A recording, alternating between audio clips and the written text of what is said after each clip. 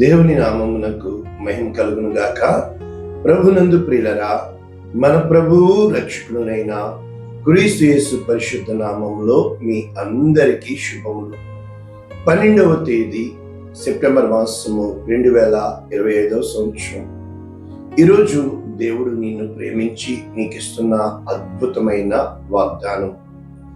నేను మాట ఇచ్చి ఉన్నాను, నేను దాన్ని నెరవేర్చును.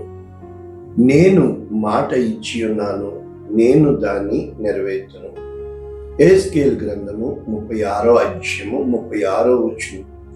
చాలా మంచి వాగ్దానము మనం నేర్చుకోబోతున్నాం. ఈ పూర్తి వాగ్దానము ఈ విధంగా ఉంది.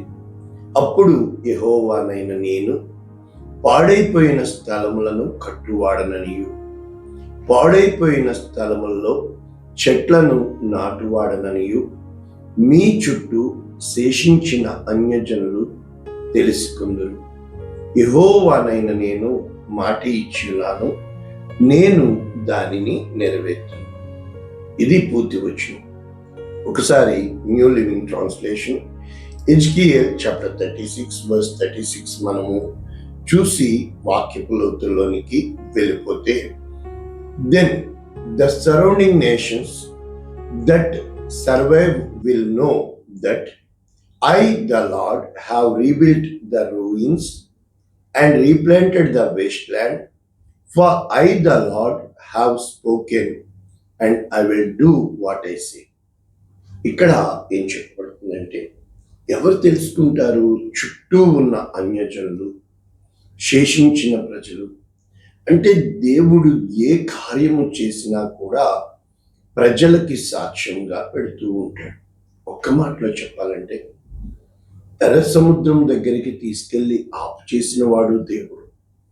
ఇటు మోషేతో వచ్చిన ప్రజలు అందరూ వచ్చారా? కొంతమంది ముందు నడిచారు, అయితే జనాంగం ఉంది, కానీ వాళ్ళలో తిరుగుబాటు స్వభావం ఉంటుంది.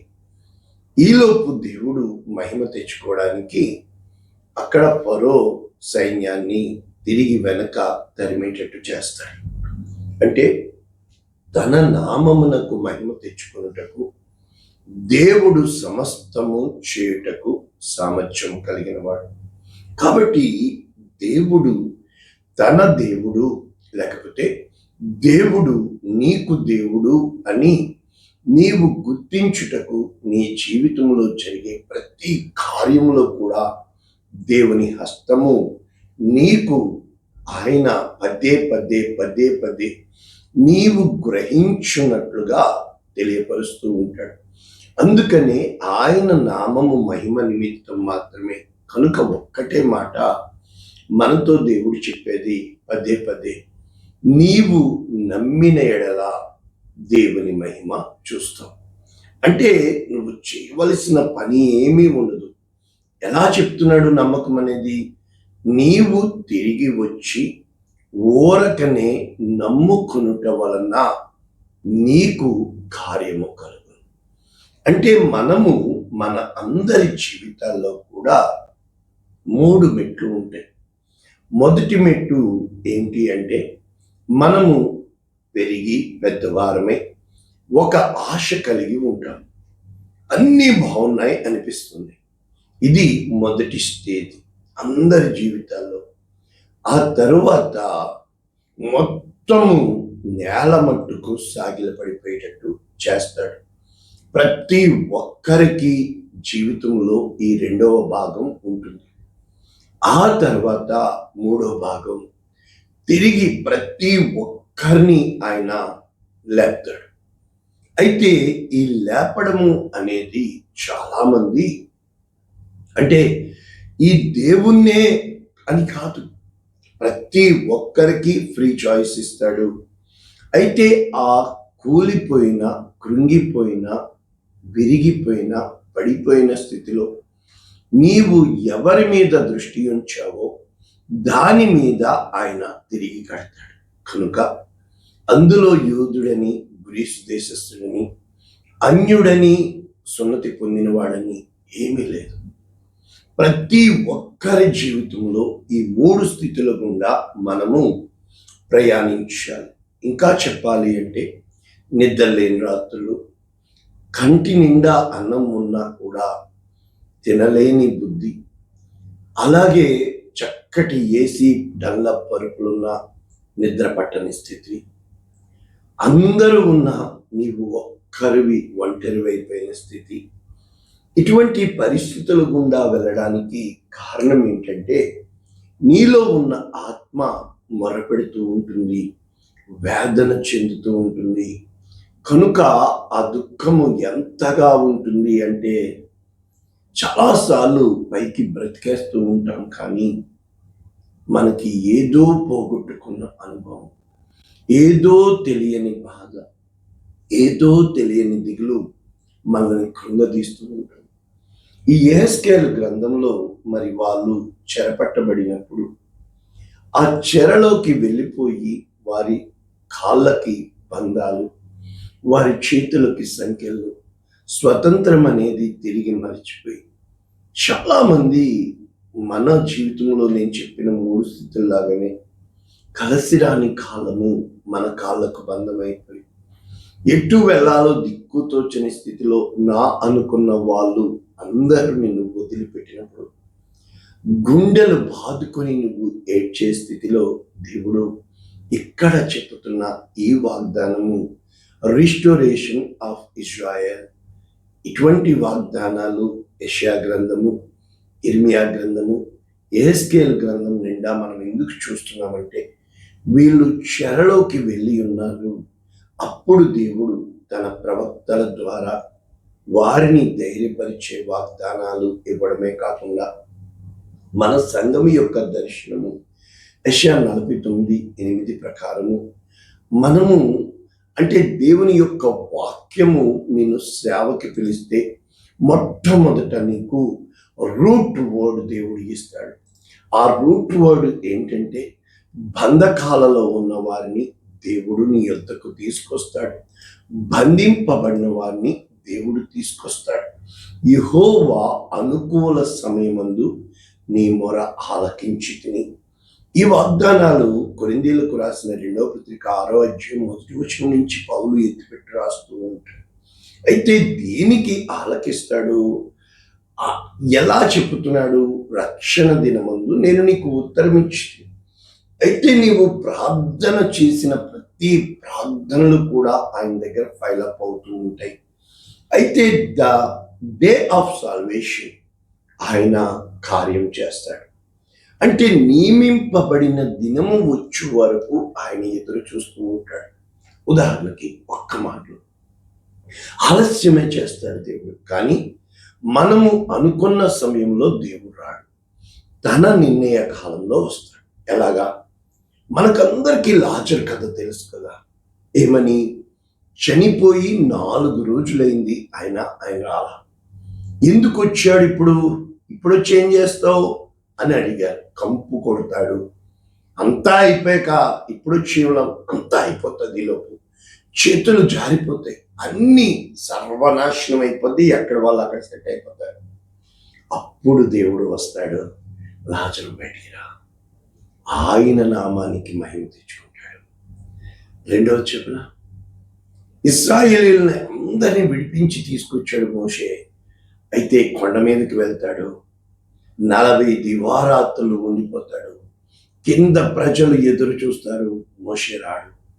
పైన మోషేని దేవుడు చంపేశాడు అని చెప్పి అహరోనుని వాళ్ళు బలవంతం చేసి దూడని చేసుకుని మొత్తం సంబరములు చేసి చెడిపోయి జనులు తిరుగుటకు తాగుటకు లేచిరి అని చెప్పి భ్రష్టాత్మని వారికి అప్పగించబడినప్పుడు అప్పుడు మోషేతో దేవుడు చెప్తాడు, నీవు తీసుకుని వచ్చిన నీ ప్రజలు చెడిపోయి ఉన్నారు అంటే అది ఆనంద ధ్వని కాదు, అది నాశన ధ్వని అని చెప్పినప్పుడు దేవుడు గొప్ప ప్రణాళిక సిద్ధపరిచి 10 ఆజ్ఞలు సిద్ధపరిచి వారి కోసం కలలు కట్టినప్పుడు వారు కింద దేవుణ్ణి విడిచిపెట్టి దేవుని స్థానంలో విగ్రహాన్ని చేసి వాళ్ళు పండుగ చేస్తున్నప్పుడు మోషే వచ్చి హృదయము పగిలిపోయి ఆ పలకల్ని పగలగొట్టి నా పక్షమున ఉన్నవారు. అంటే చాలాసార్లు నాయకత్వంలో దేవునితో గడపడము అనేది ఎంత భాగ్యమో ప్రజలకి తెలియదు.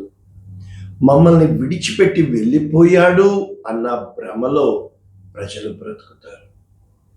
ఇక మూడవది సౌలు. నిర్ణయ కాలమున నేను వస్తాను అని సమూయేలు చెప్పాడు. సమూయేలు నిర్ణయ కాలమున రాకపోవటయు, ప్రజలు చెదరిపోవటయు సౌలు చూచి తానే బలి ఇచ్చేస్తాడు.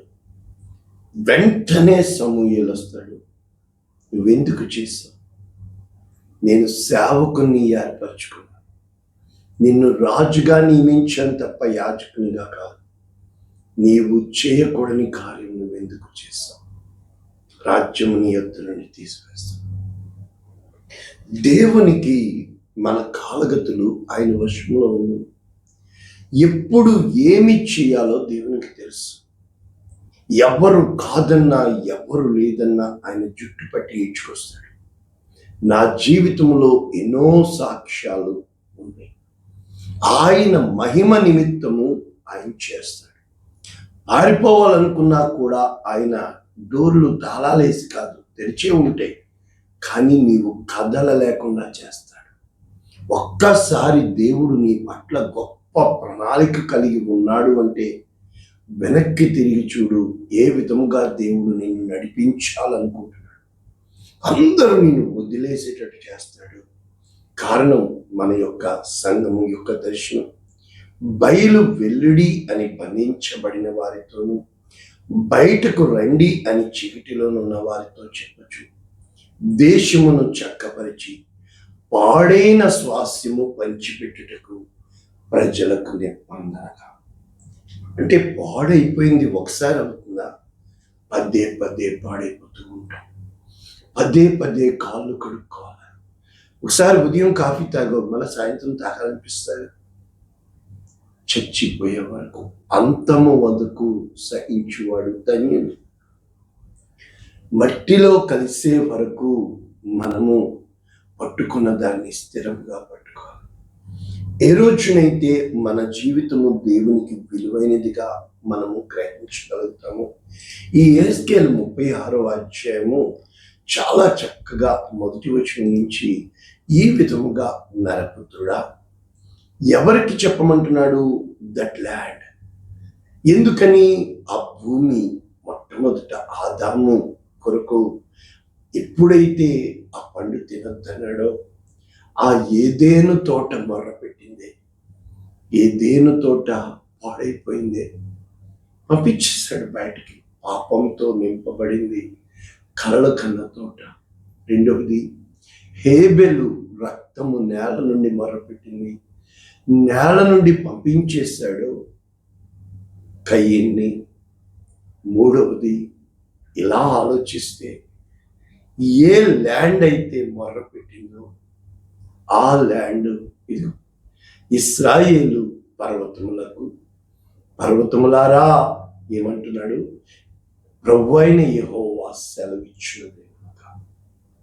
ఏ రోజునైతే అక్కడ ఎవరెవరికి చెప్తున్నాడు ఈ ప్రవచనము?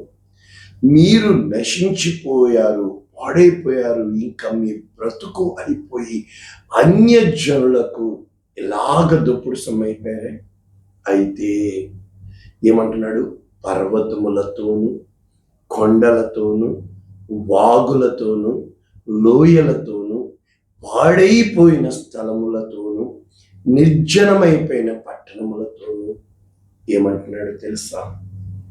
మిమ్మల్ని ఎక్కడ ఎక్కడ ఎక్కడ నేను వదిలిపెట్టాను, ఎక్కడ ఎక్కడ ఎక్కడ మీరు అవమానం పొందారు, ఎక్కడ ఎక్కడ ఎక్కడ మీరు తలదించుకుని కుమిలి కుమిలి ఏడ్చారు, ఈ రోజున ఆ అన్యజనుల అవమానము ఇక మీరు పొందరు అని చెప్పి ఏమంటున్నాడు తెలుసా? 8వ వచనం నుంచి, మీ ప్రజలు తిరిగి వస్తారు, చిగురు పెట్టి మీకు ఫలిస్తారు అని చెబుతూ నేను మీ పక్షమున ఉన్నాను కనుక మీ తట్టు తిరుగుగా మీరు దున్నబడి విత్తబడతారు.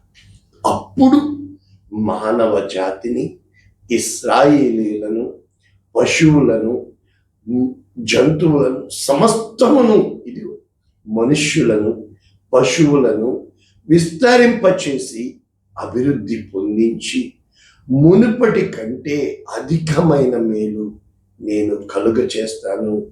నేను మీకు దేవుడనై ఉన్నాను. మానవ జాతిని, నా ప్రజలను ఇక ఎన్నడూ నేను వారిని కొట్టివేయకుండా, ఇక ఎన్నడూ వారిని నేను విడిచిపెట్టకుండా, ఇక ఎన్నడూ నేను వారిని అనగా వారు చేసిన అపవిత్రత నా నామమును బట్టి, నా నామమునకు దూషణ కలుగగా, నా పరిశుద్ధ నామము అన్యజనుల చేత దూషింపబడగా నేను చూచి నా నామము నిమిత్తము, మీ నిమిత్తము కాదు సుమా అని చెప్పుతూ, ఎక్కడైతే నా ఘనమైన నామమును నేను పరిశుద్ధపరుచుకుంటున్న కనుక పరిశుద్ధాత్మ ధ్వని అంతర్జాతీయ పరిచర్యలకి విరోధముగా రూపించబడిన ఏ ఆయుధము వర్ధిల్లదు అని చెప్పుతూ, దుష్టులకు సంఘర్షమైపోయిన ఆ యొక్క ప్రతి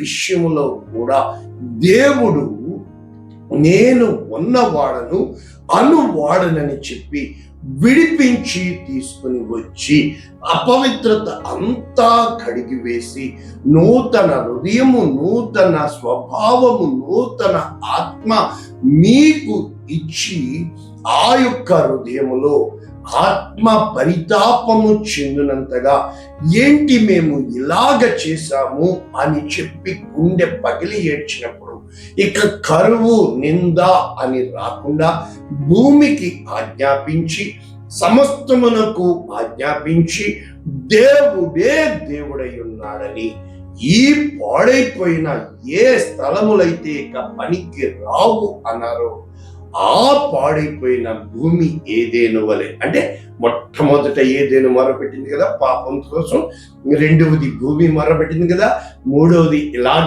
ఎన్నో చెప్పాం కదా, ఇప్పుడు ఎడారులను రహదారులుగా, ఆ రహదారులను నదులుగా, నదులలో బాటలు వేసే దేవుడనని కనుక పాడైపోయిన స్థలములను, నీ జీవితం పాడైపోయిందా, నిశ్చలమైపోయిందా? నా జీవితం ఉంది, నన్ను కట్టిన దేవుడు, తిరిగి నిలబెట్టిన దేవుడు అని అన్ను ప్రతి ఒక్కరి జీవితంలో ఈ అనుభవము కూడా ఖచ్చితముగా వెళ్ళి తీరాలి. కనుక మనము ఏం చేయాలి తెలుసా? ఎప్పుడైతే దేవుడు తిరిగి కడతారో, తిరిగి గుంపులు గుంపులు గుంపులుగా దేవుడు ఆశీర్వదిస్తాడు. ప్రార్థన చేస్తాడు.